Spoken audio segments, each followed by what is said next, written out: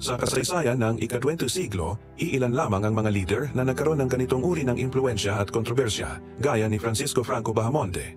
Para sa ilan, siya ang tagapagligtas ng Espanya mula sa komunismo at kaguluhan. Para naman sa iba, siya ang diktador na nagdulot ng 4 na dekadang paninikil, takot, at kawalan ng kalayaan. Ngunit sino nga ba si Francisco Franco? Paano siya umangat mula sa isang tahimik na batang sundalo tungo sa pagiging Caudillo de España, ang leader na namuno sa ilalim ng bakal na kamay? At bakit hanggang ngayon, mahigit 40 taon matapos ang kanyang kamatayan, patuloy pa rin pinagdidebatehan ang kanyang pamana sa kasaysayan ng Espanya? Ito ang kwento ng isang bansa na nahati sa gitna ng ideolohiya.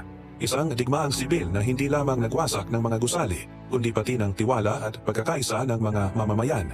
At sa sentro nito, isang taong tahimik, istrikto at determinado.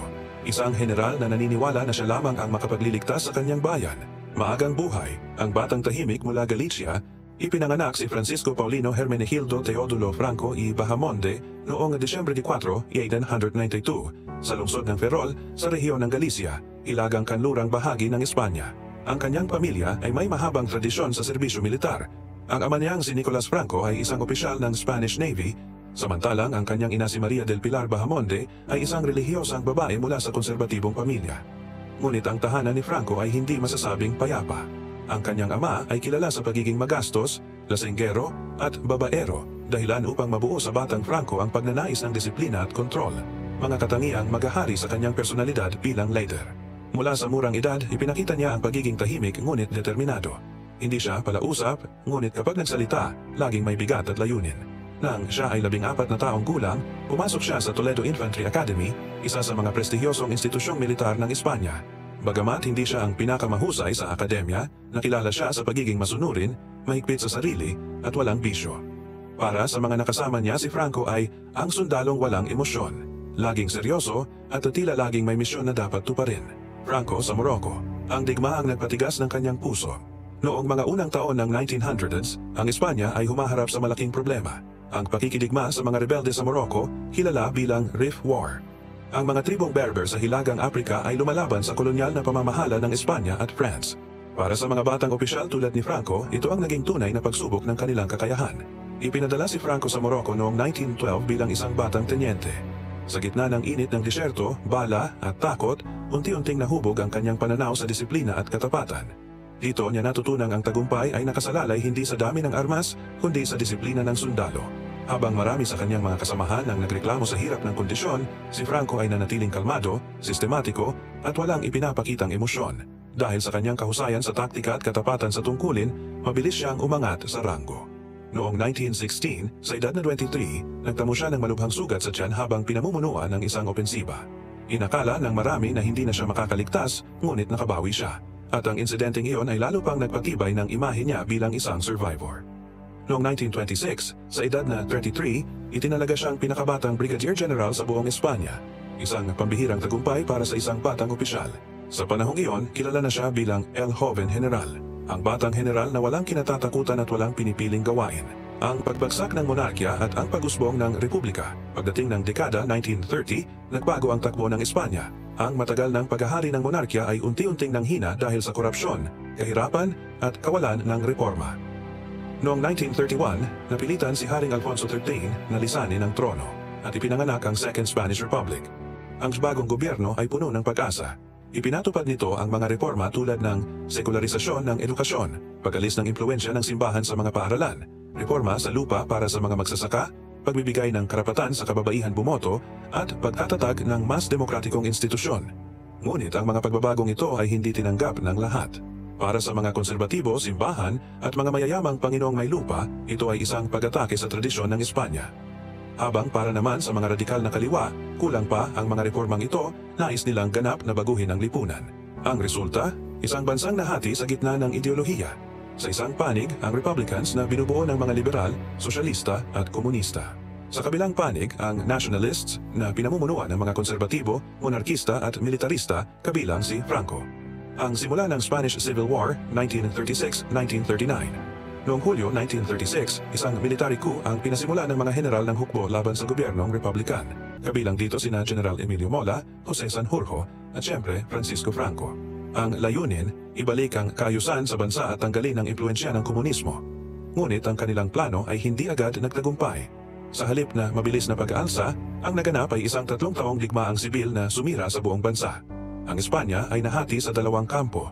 Republicans, sinuportahan ng mga komunista, sosyalista at ilang intelihenteng grupo, nakatanggap ng tulong mula sa Soviet Union at mga international brigades, mga voluntaryong sundalo mula sa iba't ibang bansa. Nationalists, pinamunuan ni Franco, sinuportahan ng Nazi Germany ni Adolf Hitler at Fascist Italy ni Benito Mussolini.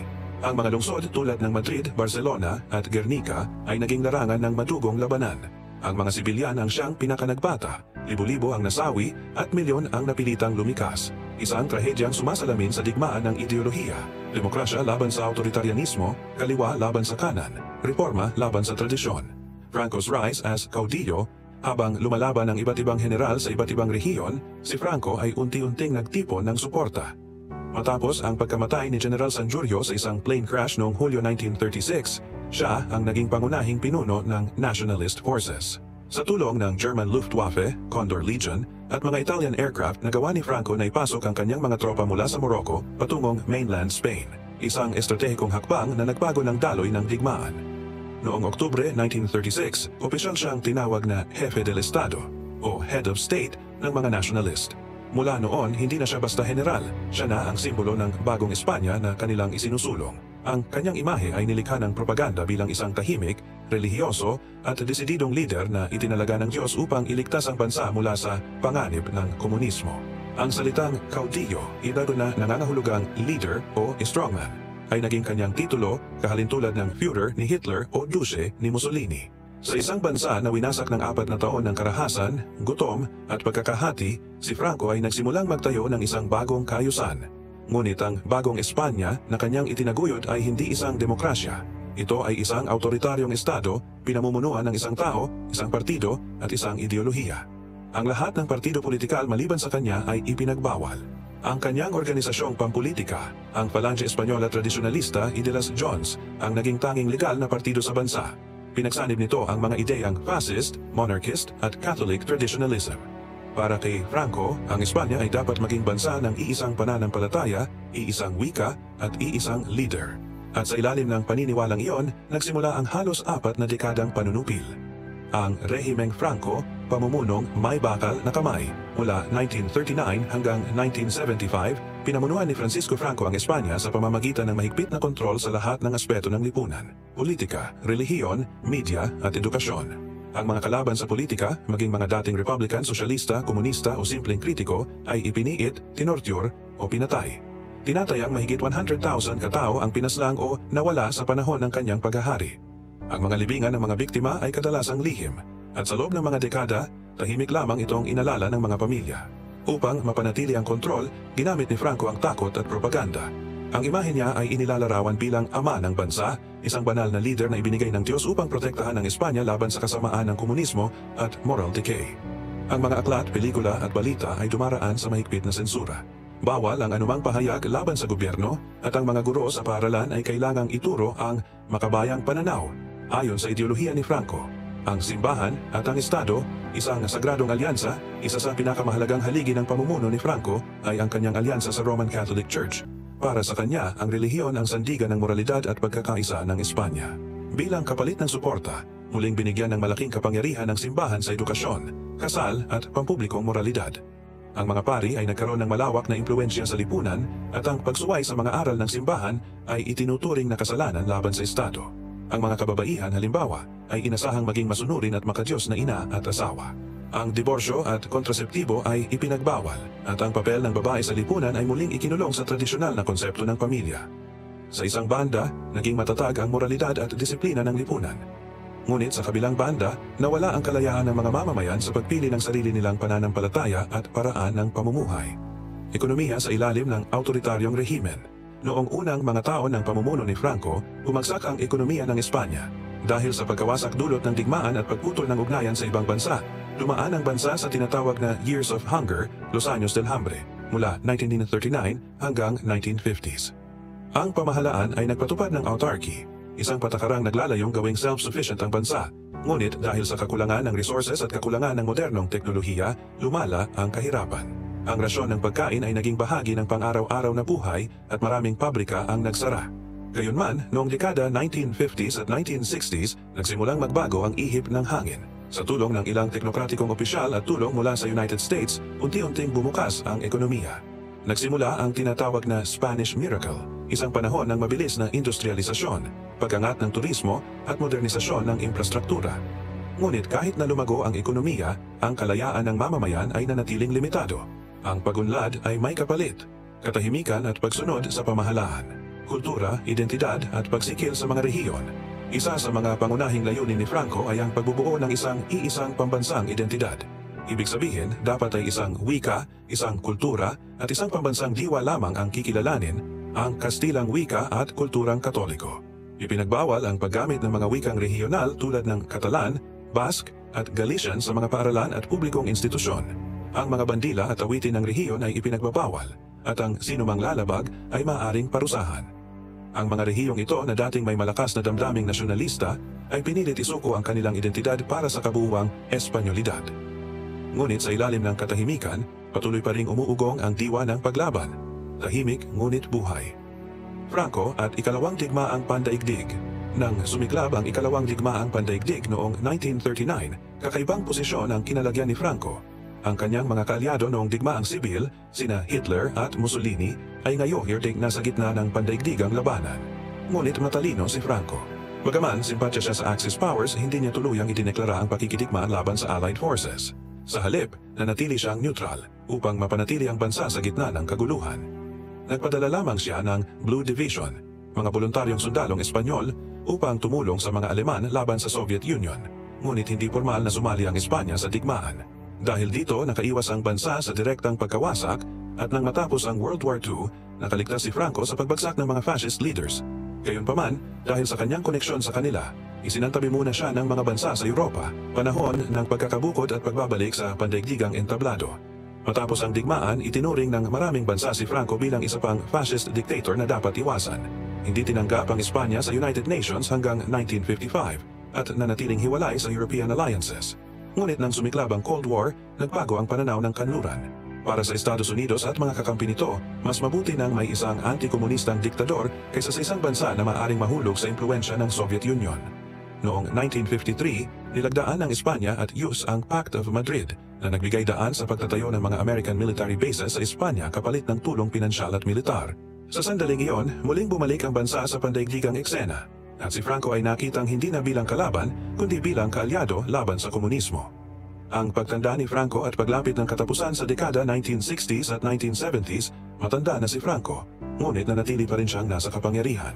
Unti-unti niyang hinanda ang bansa para sa kinabukasan, ngunit ayaw niyang hayaang masira ang pundasyong kanyang itinayo.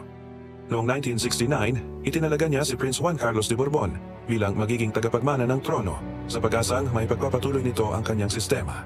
Ngunit hindi niya alam, ang prinsipe ay may ibang pananaw, isang mas demokratikong Espanya. Pagsapit ng 1974, lumala ang kalusugan ni Franco. Noong Nobyembre 20, 1975, matapos ang ilang buwang karamdaman, pumanaw siya sa edad na 82. Ang kanyang labi ay inilibing sa Valle de los Caídos, Valley of the Fallen, isang dambana na itinayo niya mismo bilang alaala sa mga nasawi sa digmaang sibil. Pagbabago mula diktadura patungong demokrasya, pagkatapos ng kanyang kamatayan, mabilis na nagbago ang takbo ng Espanya. Sa ilalim ni Haring Juan Carlos I, sinimulan ang transition to democracy. Noong 1978, ipinasa ang bagong Constitution of Spain na nagbalik ng mga karapatang sibil, malayang halalan at federal na sistema na kinikilala ang mga rehiyonal na identidad.